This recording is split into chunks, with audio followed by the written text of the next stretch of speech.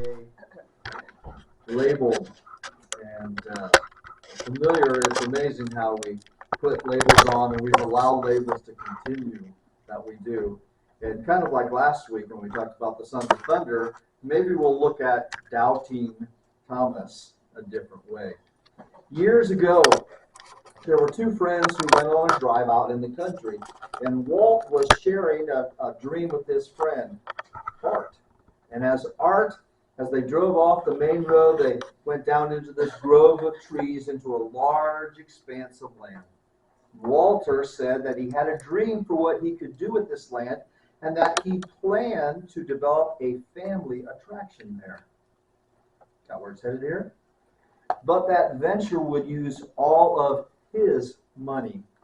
And he told Art that the land on which they were standing bordered the proposed building site, and he asked Art if he would consider buying up all the adjacent land in order to build restaurants and hotels, because the land values would soar in just a matter of time.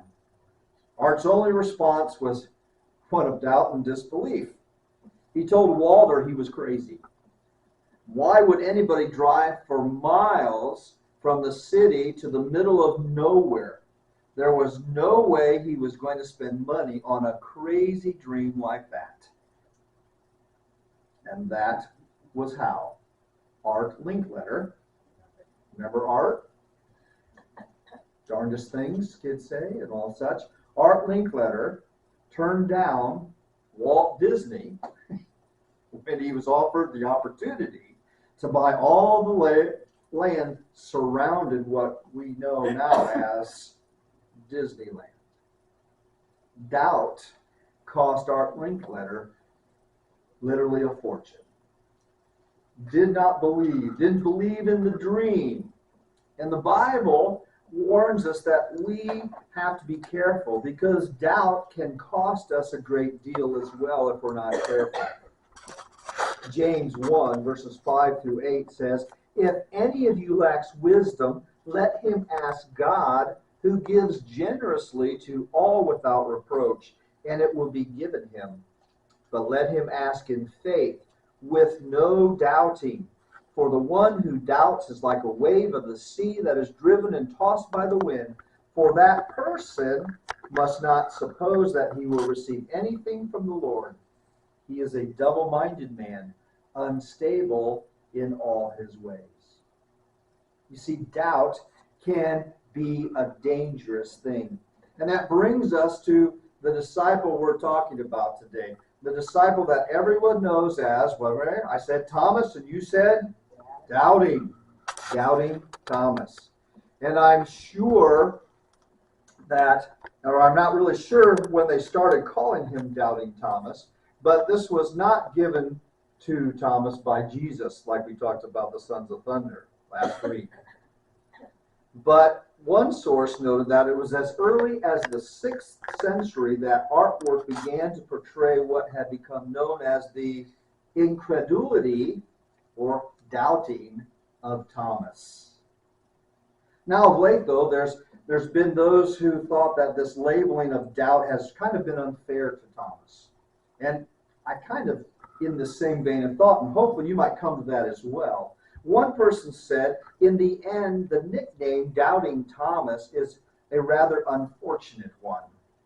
It's true that Thomas demanded evidence of the miracle of Christ's resurrection before he accepted the truth. Doubt factored into his response to his friends, but it was not the defining quality of his life. But that's what we often remember him for. We don't remember the time where Thomas speaks up when Jesus says we're going to go to Jerusalem, and Thomas says, well, let's go with them, and we'll die as well. A faithful disciple willing to die for his beliefs. But we know him as Doubting Thomas. Thomas should be better known for his loyalty, his obedience to the gospel and his faith. But that's not how we know him. In other words, we should really cut Thomas a little slack here. He actually did accept the truth of the resurrection of Jesus, after doubting for a bit. And he wasn't really all that bad of a guy.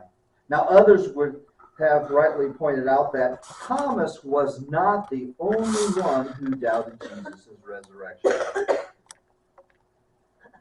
You know, when the women reported to Jesus, when the women reported to the disciples that Jesus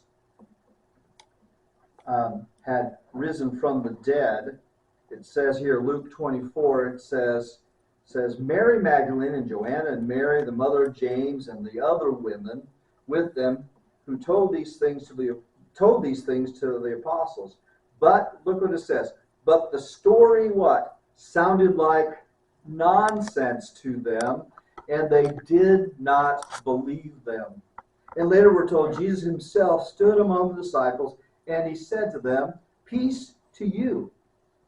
But they were startled and frightened and thought that they saw a spirit. And he said to them, look at this, "Why are you troubled? And why do doubts arise in your hearts?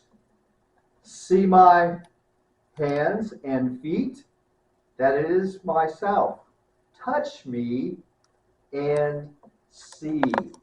For a spirit does not have flesh and bones, as you see that I have." And when he had said this, he showed them his hands and his feet. Really? Most of the time we just think of what? Who doubted? Thomas. He's the one who had to see the hands and the feet of Jesus to be convinced. But we see that the disciples already had that impact. Thomas was not the only one who doubted.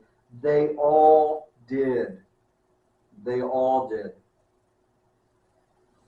So why did Thomas get so much attention about this? Why did he get so much? Well, I think that it's because he deserved the attention. And I don't think it was because of the doubt so much as why he got labeled this, but it's how he expressed his doubt. I believe it was because of how he expressed his doubt. He deserves that label of doubting Thomas. Not that the other disciples didn't doubt, they certainly did. They also got to see the hands and feet of Jesus. But Thomas was the one who said, "I will never," I love that word never, "I will never believe unless." So thus, he was a little more pronounced in that doubt. Before we get to that, we need to realize that Thomas and the rest of the disciples should have known that Jesus was going to raise from the dead. Matthew 16, 21 and 22, after Peter has made his good confession that Jesus was the Christ, Jesus says it says this, Jesus began to show his disciples that he must go to Jerusalem and suffer many things from the elders and chief priests and scribes and be killed, and on the third day be raised. And Peter took him aside and began to rebuke him, saying, "Far be it from you, Lord, this shall" what? "Never happen to you." Mark chapter 9 goes on and says, he was teaching the disciples, saying to them, "The Son of Man is going to be delivered into the hands of men, and they will kill him. And when he is killed, after 3 days he will rise." And Luke 18, verses 31 and 34 says, "And taking the 12, he said to them, See, we are going up to Jerusalem, and everything that is written about the Son of Man by the prophets will be accomplished. For he will be delivered over to the Gentiles, and will be mocked and shamefully treated and spit upon. And after flogging him, they will kill him, and on the third day he will rise." Time after time, Jesus drove home the fact that he would die. Never told his disciples anything else. But he also taught them after 3 days that he would rise from the dead. But what is interesting about all these three passages that we just looked at, the disciples are described as struggling to understand what Jesus had said. Matthew 16, Jesus told them that he'd be killed and rise again from the dead. And Peter says, Jesus, takes him over to the side even, and says, far be it. No, this will never happen to you. The disciples trying to tell the master what's going to take place. Not getting it here, are they? And it was like they heard what he said.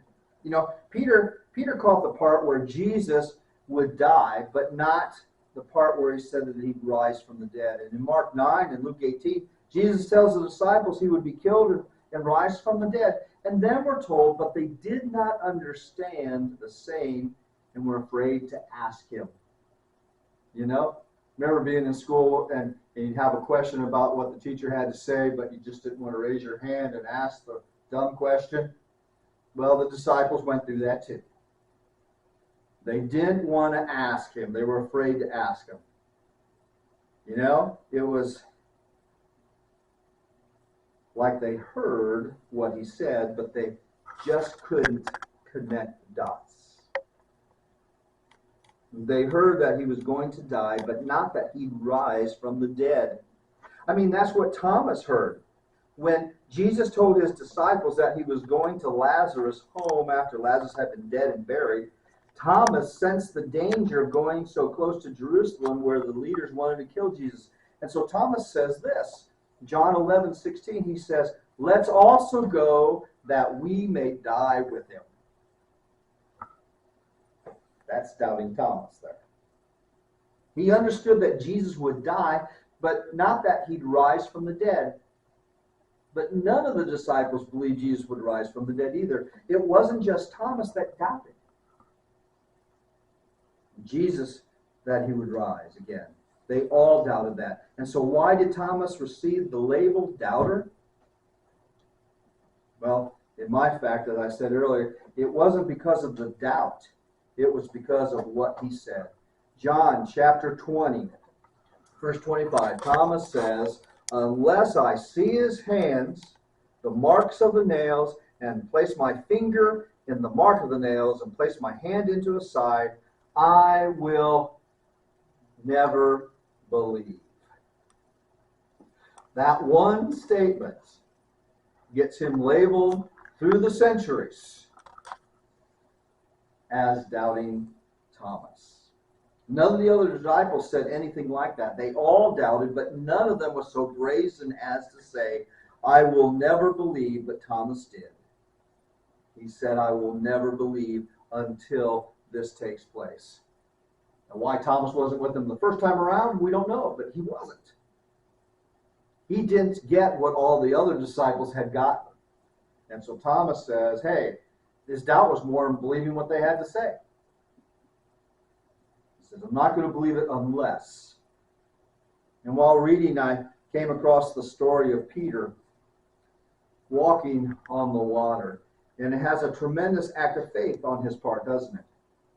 And we're told that he began to sink, though, as he was walking. He came out, he's walking on the water, and he saw the winds and the waves. And as Jesus reached his hand out to Peter to pull him out of the water, he asks this question.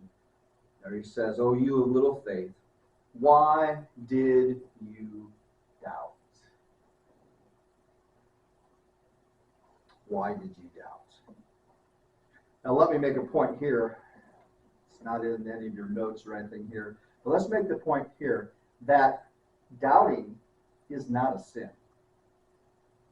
Sometimes we think, oh no, I'm doubting, so this is a horrible, tremendous, horrible thing.